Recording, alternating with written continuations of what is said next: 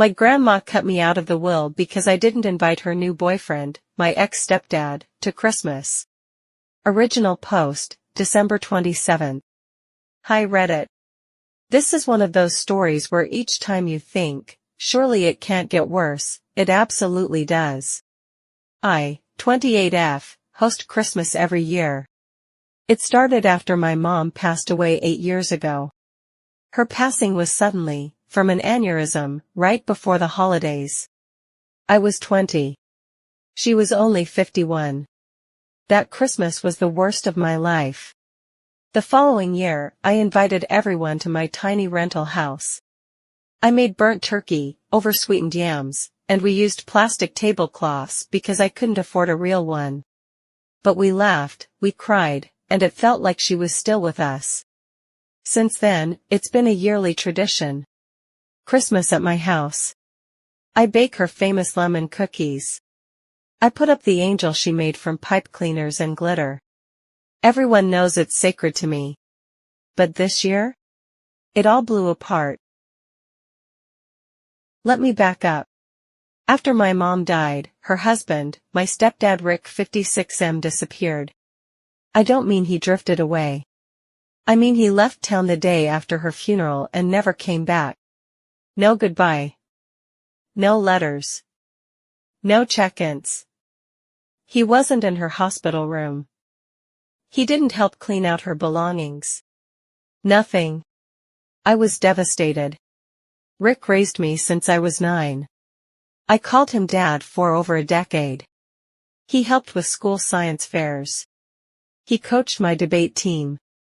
He walked me down the aisle at my high school graduation when my biological dad couldn't make it. And then, he was just gone. I grieved him like I grieved her. Maybe worse. Then, 3 years ago, while I was picking up wine for Thanksgiving, my phone rang. It was my cousin, Melissa. Melissa, hey, did your grandma tell you she's bringing someone to dinner? Me, no, but she usually comes solo. Why? Melissa, well, she says it's her boyfriend Rick. Me, oh okay, sounds good. The revelation went straight over my head. I mean Rick is a very common name. What followed was an awkward silence. Melissa, oh, I didn't know you knew. Okay, now I was confused. Me, knew what? Melissa, that she was dating your stepdad. I laughed so hard I choked. I thought it was a prank. Me, wait Rick? She's dating my stepdad Rick? Melissa, apparently, he's her Rick now. I didn't believe it until I saw them together myself. Matching holiday sweaters. Holding hands. Grandma giggling like a teenager while Rick rubbed her shoulder. I nearly dropped the mashed potatoes. Me, quietly, is this some kind of joke? Grandma Linda, what's funny about love, sweetheart? I spent most of that dinner avoiding eye contact. I was too shocked to speak. Rick tried to strike up a conversation. Rick, hey kiddo. You look good. Been a long time, huh? Me, yeah, like 3 years and a dead wife ago. He had the nerve to look offended. Like I was being inappropriate. I walked away from him and avoided him for the rest night. What the hell did he expect? For us to hold hands and sing Kumbaya. I still hadn't processed what was going on. This whole time I needed him and was hoping we could help each other get through the grief of losing my mother. Turns out he needed no help. He seemed just fine. While I was paying final hospital bills and agonizing over what to donate of hers and what to keep, he was out here hoping from my mom's bed to her mother's. Yes, I know people grieve differently. Yes, I know it's not cheating and they are consenting adults, but the whole thing just really pissed me off. So fast forward to this year. I'm planning Christmas. My husband and I have been saving for a big dinner. I'm talking roast duck, maple glazed carrots, and grandma's favorite corn casserole. I sent out invitations via email in early December, like always. Everyone's name was on it. Except Rick's. I wasn't trying to make a scene. I just couldn't be around him. My house is the last place where I feel my mom. Every picture of her is on the wall. Every recipe I make is one she taught me. Rick's presence feels like a defilement. Like someone laughing during a eulogy. So no, I didn't invite him. December 23rd, 6:14 p.m., I get a text from Grandma at Red. Just confirming if Rick and I are welcome. I don't see his name on the invite. Was it an oversight? I paced the living room for almost an hour. I even typed a dozen drafts. One said of course, but I deleted it. Another one was a long rant ending with how dare you, but I deleted that too. Finally, I settled on this. Hi Grandma, I'm happy to see you, but I'm not comfortable having Rick at my house. This holiday is very emotional for me, and I don't feel like pretending things are fine between us. She left me on red. No reply. No call. No RSVP. Christmas Eve rolled around. I kept glancing at my phone. Refreshing and hoping she would reach out. My husband tried to distract me by pouring cocoa and playing White Christmas, but I was holding back tears. Christmas Day, everyone showed up. Friends, cousins, uncles, aunts, my niece, and nephew. But not Grandma. At one point, my cousin sat beside me and gently asked, "Did she say why she's not coming?" I just shook my head. We both knew why. I felt like I couldn't catch a break. This night was supposed to be almost perfect, but I spent most of the night worrying about her. I had a wonderful evening, but it felt like something was missing. That night, I texted her. "We missed you today. Hope you're okay." She replied with a voicemail. I will never forget what I heard. "Hi. I got your message. I just want you to know I've updated my will. I can't support someone who disrespects the man I love. I've left everything to the person who treats me with kindness and loyalty. Rick has done more for me in the last 3 years than you ever have. Merry Christmas." I stood frozen in the kitchen, one hand still on the pie I had just pulled out of the oven. I dropped it. The plate shattered. I didn't even flinch. My grandma. My mother's mother. Cut me out of her will, for Rick. This was about more than just her will. I didn't care about her assets. The disinheritance signified a stance my grandmother was taking. Me or Rick? And she chose Rick. I honestly didn't think it was a huge ask requesting Rick not be there. I wasn't demanding she leave him. I just wanted her to heed my discomfort for the moment. I thought she would understand. My aunt, Grandma Linda's younger sister, came over yesterday. Her name's Marie, and she's the only reason I haven't lost my mind. She'd also received a Christmas card from Grandma. She pulled it from her purse and laid it on the table like a crime scene photo. Front of the card, a photo of Rick and Grandma in Santa hats holding wine glasses. Inside message. We've chosen love. We've chosen joy. We don't look back, we move forward. Some people would rather dwell in bitterness. Not us. My aunt stared at me with her mouth open. Is she okay? I said, I don't think so. Then she told me something that stopped me cold. Grandma added Rick to her bank account. Gave him access to her retirement fund. He's driving her car and even making financial decisions on her behalf. My aunt proceeded to tell me about all of the big purchases my grandmother had been making as of late. A second car, a boat, a dune buggy, a motorcycle, and expensive jewelry. All suspicious for a 78-year-old who doesn't drive, has poor eyesight even with glasses, severe knee and back problems, and refuses to spend a cent on real jewelry after watching the movie Blood Diamond. The purchases could really only be for one person. Rick. We both just sat there. No one said the words, but it was hanging in the air. 2 words. Financial abuse. My grandmother was being used. I filed a report with Adult Protective Services soon after. Not out of spite, but fear. Fear that she's being manipulated, gaslit, and taken advantage of. I knew she would be angry with me for calling. Welfare agencies rarely invoke joy in the target of the inquiry. It screams incompetence and can be very embarrassing. When the workers arrived at her home to conduct a home visit, I heard she refused to let them in without Rick present. She told them I was unwell and trying to punish her for being happy. The caseworker was sympathetic but said their hands are tied. Unless there's a sign of coercion or cognitive decline, she can legally do what she wants. Rick is too slick. Too charming. He's been playing the long game. I can see it clearly. And now? Now he wins. A couple of months passed. Valentine's Day was coming up. A package arrived for me. No note, no sender name. Just my address in scratchy block letters. Inside? A pair of novelty heart mugs. One said his queen. The other said her king. Taped to the inside of the box was a photo.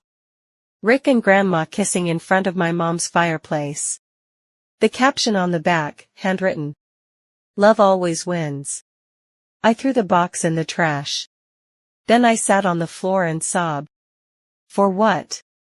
For everything. Lost of family, betrayal, my future. My husband found me an hour later. He just held me while I whispered, she's really gone. I thought the mugs were the last laugh. A final little jab to say, we're happy, and you're bitter. But things didn't stay cute for long. 3 weeks ago, I got a call from my Aunt Marie. Her voice was trembling. Linda fell, she said. She's in the hospital. My breath caught. What happened? She said it was the front steps. Slipped and hit her head. The neighbor found her on the porch. My stomach dropped. Was Rick there? A pause. No. He said he was out running errands. No phone calls, no messages. Didn't show up at the hospital until the next morning. I went numb. Are you serious? She's 78. She could have died. She could have froze to death, my aunt said flatly. It was below freezing that night. They think she was lying there for hours. I gripped the counter to steady myself. My husband glanced over, concerned. I mouthed Grandma and turned away. The next day I visited the hospital. I didn't know if she'd want to see me, but I couldn't stay away. She looked so small in that hospital bed. Pale, her silver hair flattened against the pillow. Her arm was in a sling, and there was a dark bruise curling beneath her eye. For a second, I saw my mom lying there. I had to swallow hard to keep from crying. She blinked when she saw me. Her lips tightened. You're not supposed to be here, she said softly. I know, I whispered. I just needed to see you. She turned her face away. This was ridiculous. Even in her current situation she was still wanted to act stubborn. Well, time for a reality check. Linda, I said, using her name deliberately. Where's Rick? I noticed her visibly tensed. I continued with as much nonchalance I could muster. Rick wasn't there when you fell. He didn't even call an ambulance. How strange. He didn't know I was outside, she mumbled. He didn't show up until the next morning. Marie told me. Where was he, Grandma? No answer. I sat down in the chair next to her. Grandma, I'm glad you're okay. I spoke to the doctor. In a few weeks, you'll be back to yourself again. I let a beat or two pass. I looked around the room at the many bouquets of get-well-soon flowers. My grandmother was quite loved. I wished she could see that Rick wasn't on that list. I know now doesn't seem like the right time, and I'm not trying to be cruel, But we need to talk about Rick. You added him to your bank account. Gave him access to everything. And he left you out in the cold. Her hands twitched beneath the blanket. I love him, she said finally. I don't want to believe. Do you remember when I was 12 and I had strep? You stayed up all night to check my temperature every hour. You didn't sleep. You missed your shift at the library. You brought me popsicles and sat on the edge of my bed to read Charlotte's Web until I fell asleep. Her eyes shimmered, and she looked away again. That's the kind of attentiveness you show for someone you love. And Rick? Rick left you bleeding on concrete. Has he even come to visit you? A single tear slid down her cheek. I thought he changed, she whispered.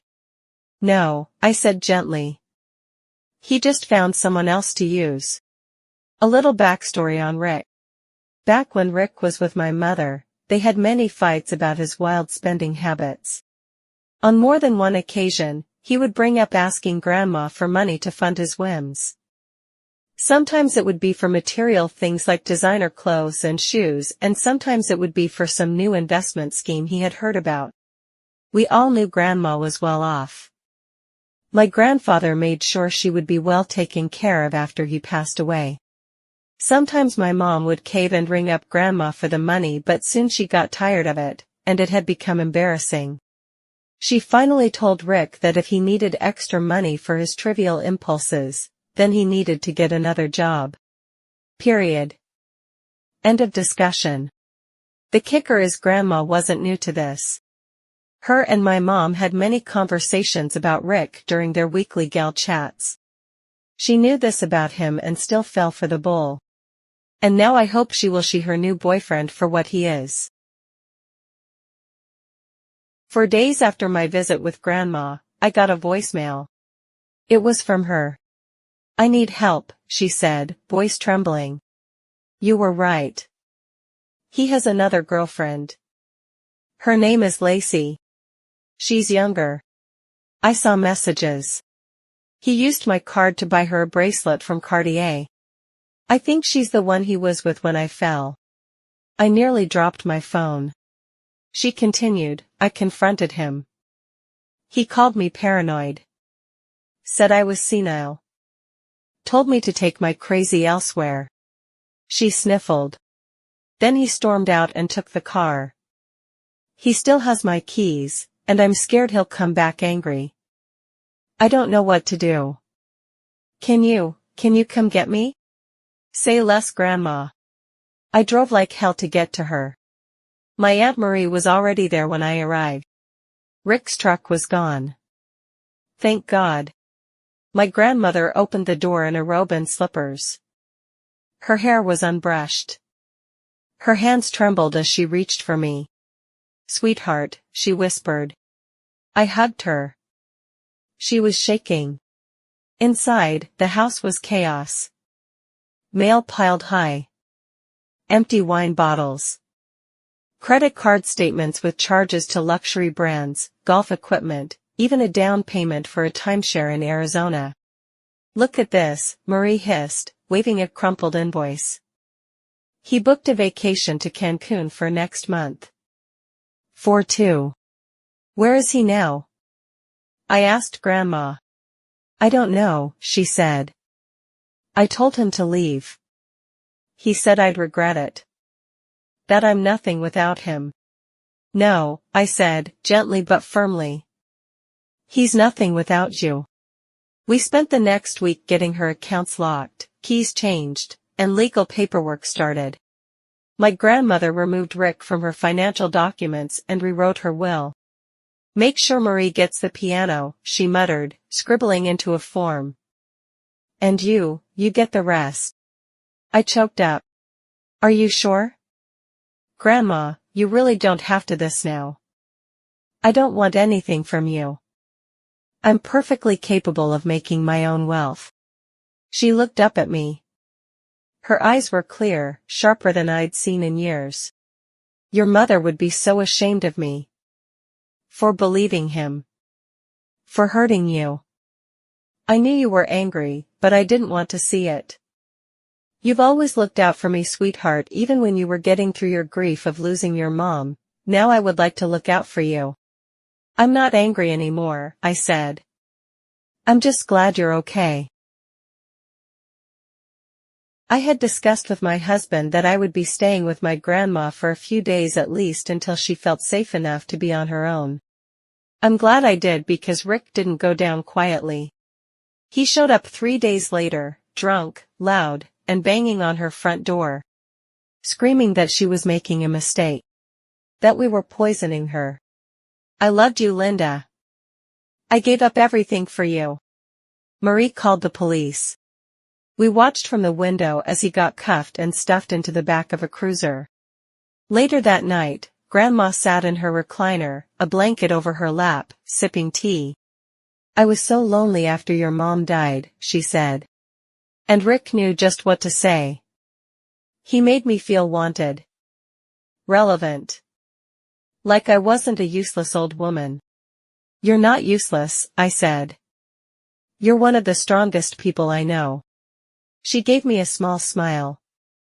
Not strong enough to see through a leech until it nearly killed me. You're here now. That's what matters. Update.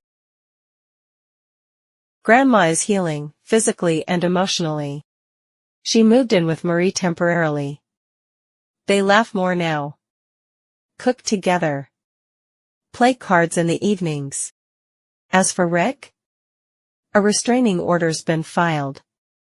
Turns out Lacey, his other girlfriend, is pressing charges too. Identity theft and fraud. I'd say I'm surprised, but I'm not. He underestimated all of us. Especially Grandma. She might have been fooled for a while, but she came back swinging.